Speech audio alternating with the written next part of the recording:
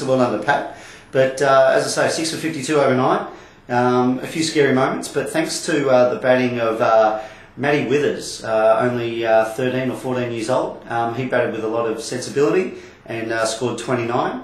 And with about 10 runs to go, Tommy Fitzpatrick came in, only being available for week 2, and just chipped in with a lazy 64 not out. Always helps when you've got someone like that coming in, doesn't it? Yeah, that's right. You know, you would have thought that Tom would probably, if he had to come in early, would have probably done it in a couple of overs. But all out for 156 A&A with Tommy on 64 not out. So well done to the Sixers.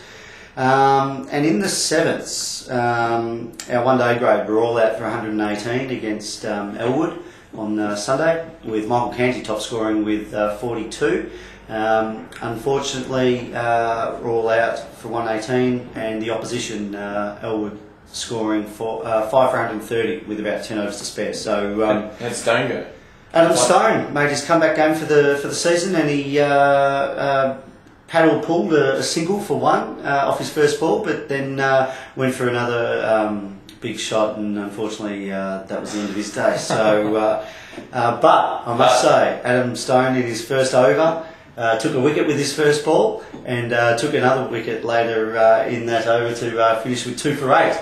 Wow, it's back with the ball. Yeah, Adolf. So well done to Stoney, who's purchased his one-way ticket to England, and he leaves on December 21st. So he's going to relocate to London to live. So good luck to him. Good luck to Adolf. Just quickly in the juniors, the under-16s won, which was a great result, with A&A making 104. Oh, I think we passed them, but Parkdale United was the opposition.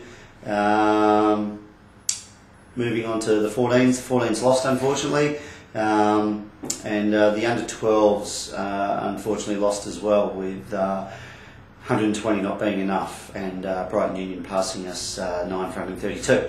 So that's A&A, and we'll move on and talk about Longmere Shield.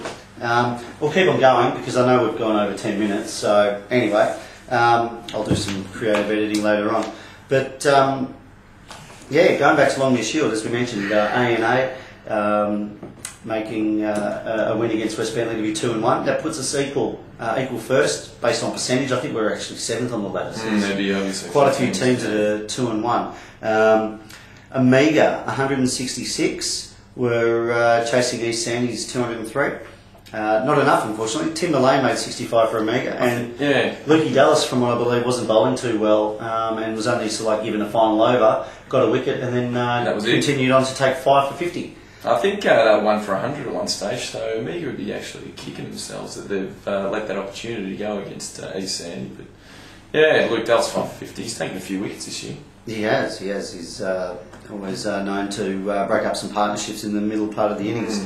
Elwood were chasing LePage Park's 9 for 246, which was a pretty good score for LePage, but Elwood did it easy with Marshall Bunting making 112 not out and Nathan Harris making 37. So again, those two names, if Elwood are going to win, those two names figure up prominently. Exactly right. And look, Marshall's, he's made probably over 200 runs this year, so he's obviously seeing him well, and obviously very handy with the ball too. So Elwood's going to obviously rely on him a fair bit this year, but yeah, it'll be interesting this week. We play against Elwood this weekend for the Graham Finn Cup, and I think yeah, if we can get those two names out early, then it might be game on.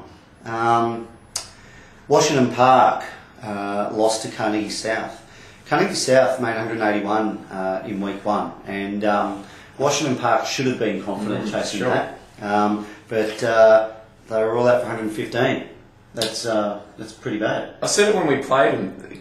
Carnegie South's got some good bowlers. Their opening bowlers have a bit of pace about them, and they're pretty smart. They bowl in good areas. Then you've got Glenn Gallagher and their captain, what's his name, Hanley, who bowl very good as well. So they've got, and the leg spinner Holston, he's very good. So don't be surprised that they win a few more this year.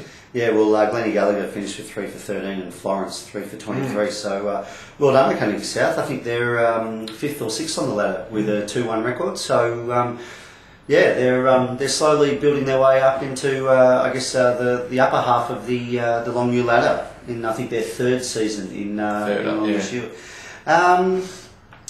Mackie chased Brighton Union's 180 for Brighton Union. I think they declared one short, taking the punt on Veach, doing the damage in week 2. Mackie were 3 for 10 from what I believe, and they dropped Damien Crotterfield when the score was about 15 or 16. And they went on to make 4 for 183. Mackie take it quite easily, with Crotterfield finishing on 95.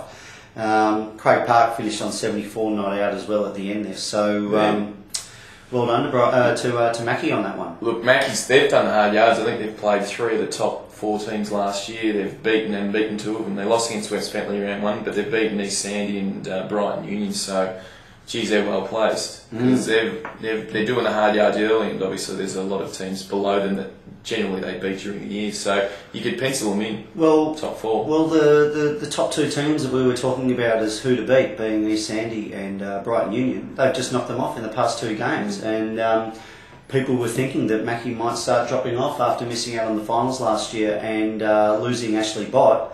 Wow, they're hanging in there. The key is, Buddha, for him to be making this many runs this early, he's going to have a big year. I think last year he didn't get as many as early, and they dropped a few games and fell behind the pace. But geez, for him, he's made again over 200 runs easy. So look, pencil him in for sure. Yeah, and in the final game, I guess this is probably not a good thing about Longmeadow Shield at the moment, but Kingston Heath were chasing Bentley United's 9 for 264, and we're all out for 59 with Chubsy, Simon Surridge, taking 4 for 24. And in their second innings, Carnegie South avoiding outright, they finished 1 for 63.